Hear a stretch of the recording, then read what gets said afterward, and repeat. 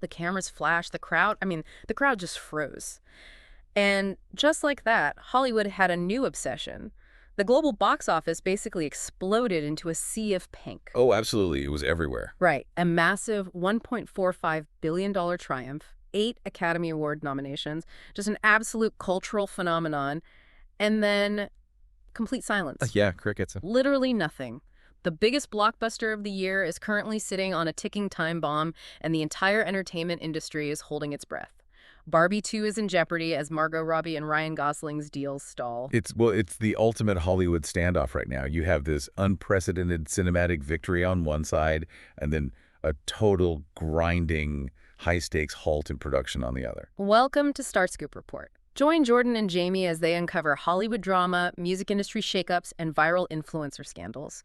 From red carpet surprises to social media controversies, we dive deep into the stories behind the fame. And today we are going deep. We really are. We are diving into a stack of incredible sources for this deep dive today, ranging from, breaking entertainment trade reports and academic journals on the history of film, all the way to some highly confidential, incredibly explosive legal arbitration documents. The stuff the studios really don't want you to read. Oh, exactly. We are unpacking the drama behind the stalled Barbie sequel and how this standstill bizarrely connects to a massive $178 million secret lawsuit over the television show Bones. Which is wild.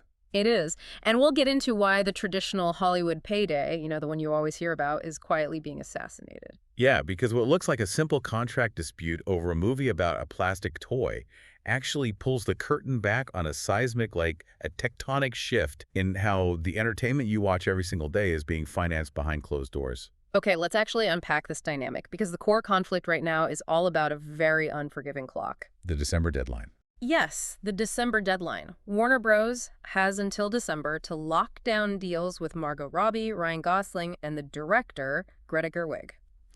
If they fail to get those signatures by December, the film rights to Barbie aren't just delayed, they revert entirely back to the toy company, to Mattel. Which is, that's a terrifying prospect for a major studio, especially right now.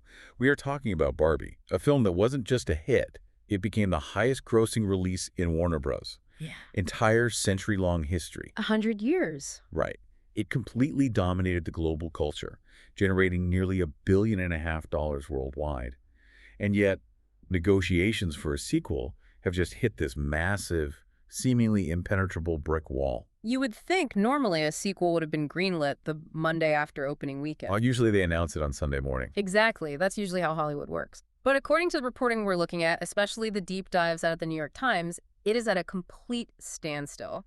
Ryan Gosling is reportedly asking for $20 million to return as Ken. Just for Ken. Just for Ken. Plus a massive cut of the box office profits. And Warner Bros. Discovery CEO David Zaslav is pushing back hard. Yeah, he supposedly called those terms, quote, too generous. Too generous. Wow. Oh, the studio's official PR line claims the talent simply rejected an offer back in May and just hasn't countered yet, but come on. Right, PR speak. But wait, so Zaslav just said no to the guy who brought in $1 billion. You have to look at the underlying philosophy of the studio to understand why they are hesitating. David Zaslav's entire reign at Warner Bros.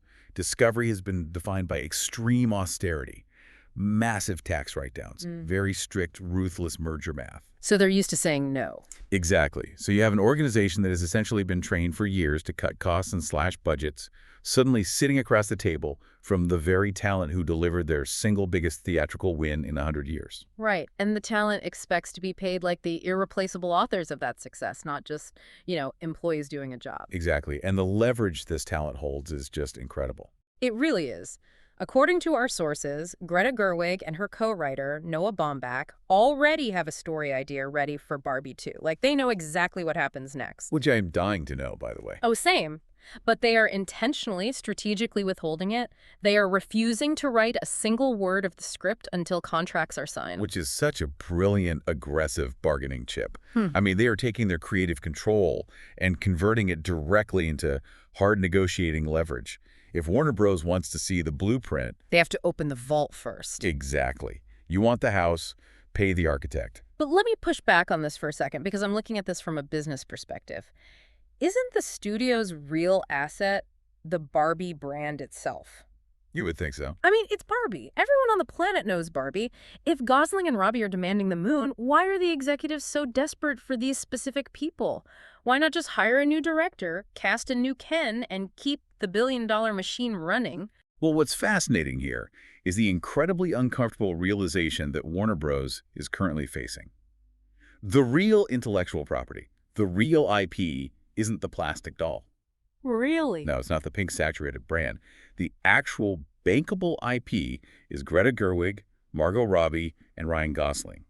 They are the alchemists who transmuted a, frankly, tired toy license into a massive cultural event. So Mattel couldn't just take the rights back in December and make it themselves with a cheaper team. I mean, they could try, but history shows that is a catastrophic gamble. Just look at Mattel's own recent solo film efforts. Oh, right. They tried to launch a Masters of the Universe film recently, and it capped at just $113.5 million globally. Oh, wow.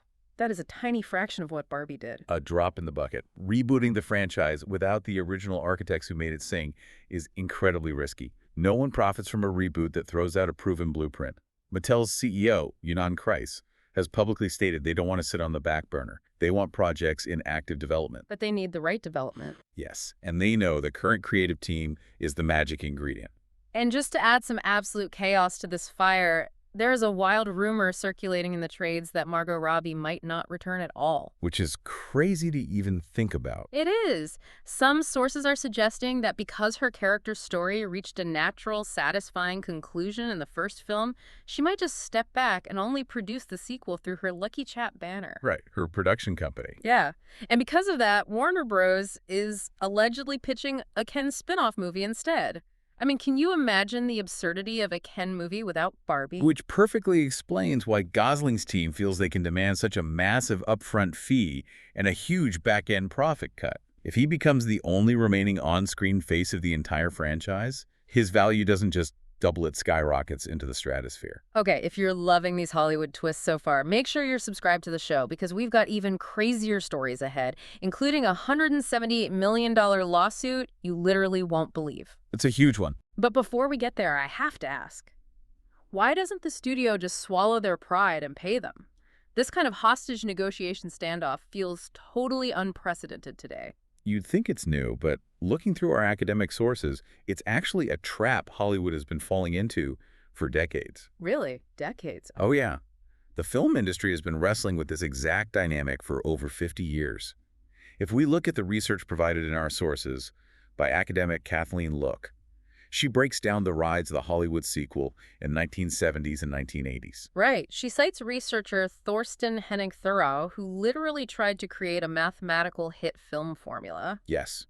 Historically, studios viewed sequels as absolute sure things. If you had a massive hit, it was considered like fiscally irresponsible to your shareholders not to make a sequel. And the formula they relied on dictated that maintaining the original stars and the original director was the absolute key to guaranteeing higher revenues and lowering financial risk. Exactly. Think of what they called the obligatory sequel, like Jaws 2. Oh, class. The studio logic was that audience pre-awareness, the audience's familiarity with the story, the characters, the performers, that was a guaranteed reward. Yeah. You didn't have to spend $50 million educating the audience on what the movie was about through marketing. You just had to put the same faces on the poster. Precisely. But wait, here is where this paradox gets really interesting to me.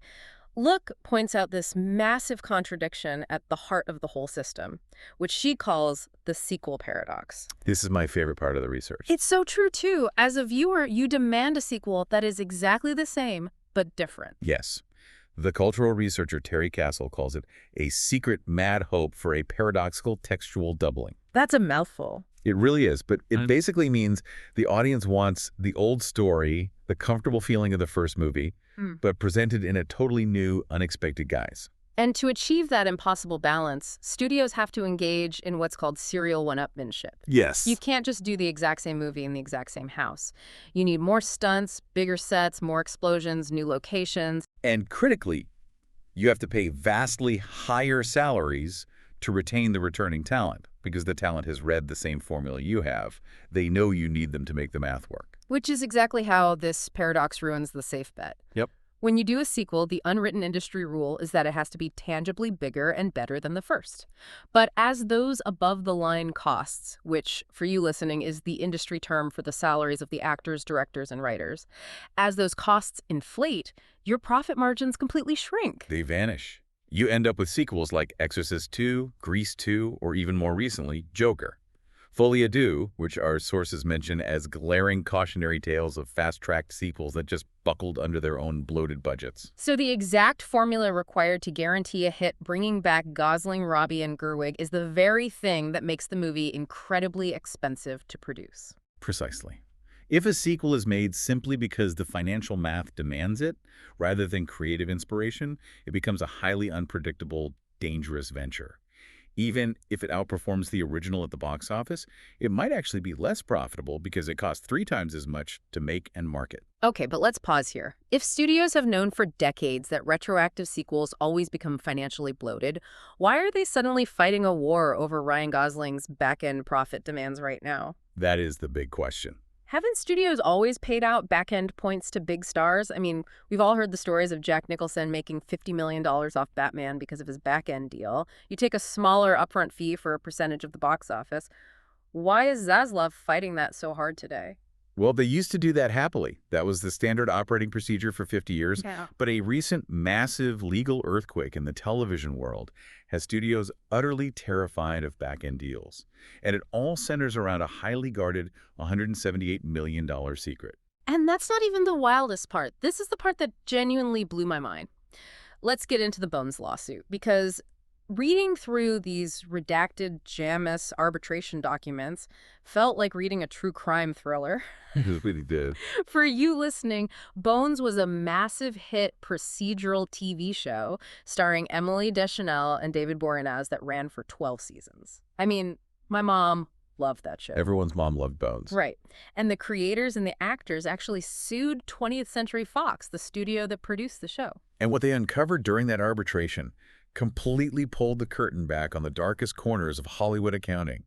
It exposed the anatomy of a massive financial scam driven by a corporate structure called vertical integration. Let's break that down, because vertical integration sounds like boring corporate jargon, but it's actually just a massive shell game designed to rob creators. Yes. Basically, the Fox production studio made the show. But instead of selling the broadcasting rights for Bones to the highest bidder on the open market, Fox licensed Bones to its own sister companies, The Fox Broadcasting Network and Hulu. Right, which Fox had a major ownership stake in at the time.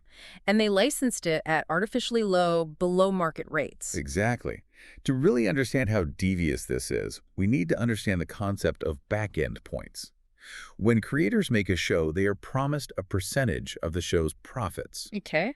The contract explicitly stated that the Fox studio had to engage in negotiations that were on comparable monetary terms to what they would get from an unrelated third party. They were legally obligated to try to get the most money possible for the show. That makes sense. But the arbitrator found they didn't do that at all. Studio executives actually admitted under oath that they never even looked at comparable programs to figure out a fair market value. They just gave the digital streaming rights to their affiliate, Hulu, for an unprecedented ad revenue share that resulted in the Hulu network making an absolute fortune, while the production studio, and therefore the profit participants, made pennies. Okay, let me use an analogy here to make this crystal clear for everyone listening. It's like if you were hired to sell my car for 10% commission, you are supposed to sell it to the highest bidder. But instead of doing that, you sell the car to your own wife for $1 single. You hand me a dime for my commission, and then your wife turns around and sells the car on the open market for $20,000 and keeps all the cash. That is spot on. That is vertical integration. By keeping the licensing fees artificially low, Fox hid the show's true profits. The actors and creators who were owed that percentage were completely starved out. Fox essentially took the money out of the left pocket, where they had to share it with the talent, and put it into their right pocket, where they got to keep 100% of it. And the arbitrator in this case did not hold back. You might be wondering why you didn't see this trial on the evening news. Yeah, why was this so quiet? It's because of JAMS arbitration.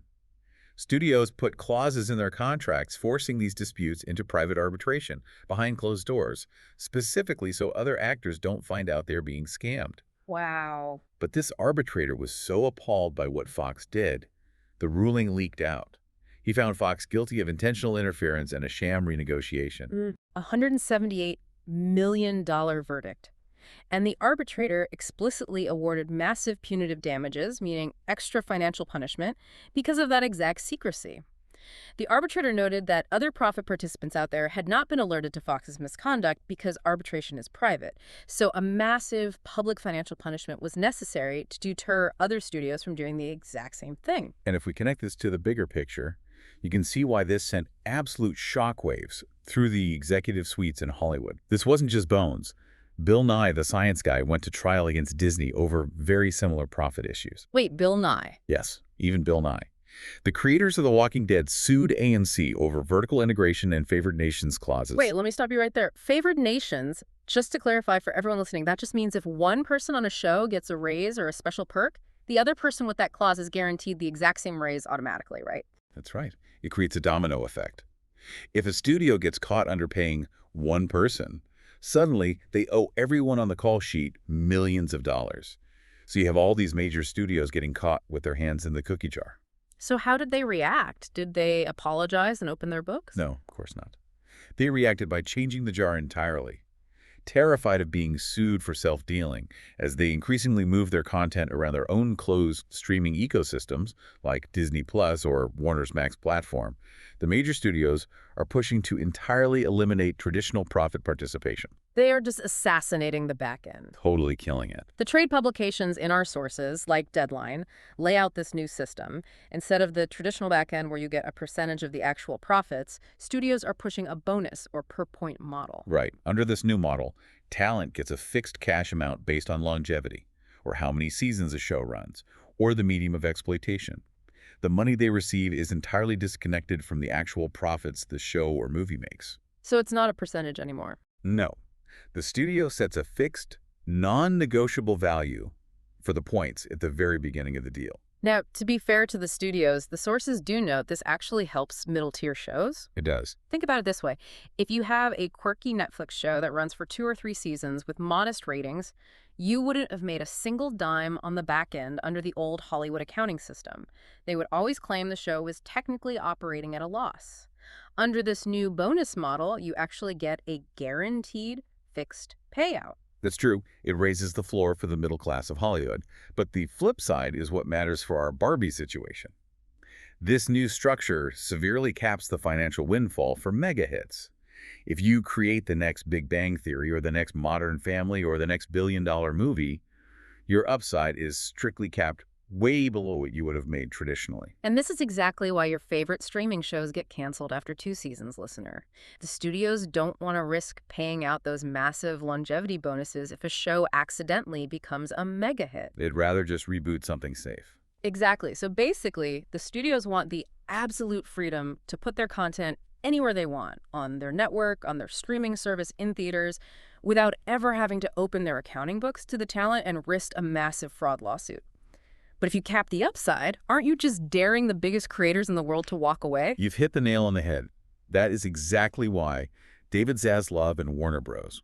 Are fighting Ryan Gosling's back-end demands on Barbie 2 right now.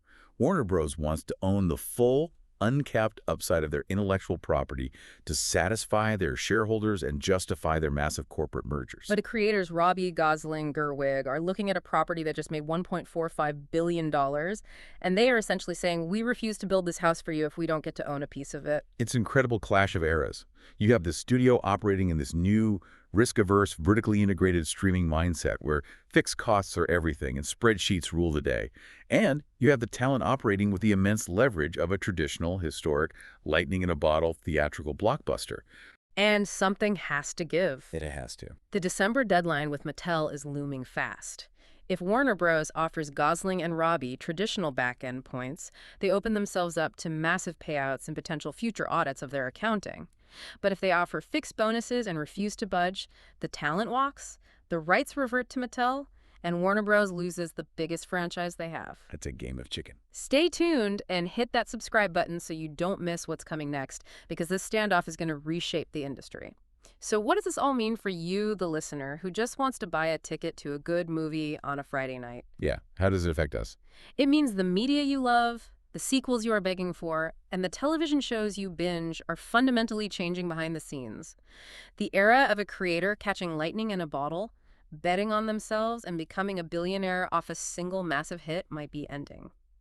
We are watching the transition into an era of corporate fixed-rate bonuses, where the studio takes the financial risk but ensures they hoard all the reward. And that creates a landscape where the safest bet for a studio isn't necessarily what audiences actually want to see, but rather what fits neatly into a legally defensible, risk-averse spreadsheet. Which leaves us with a final lingering thought to chew on.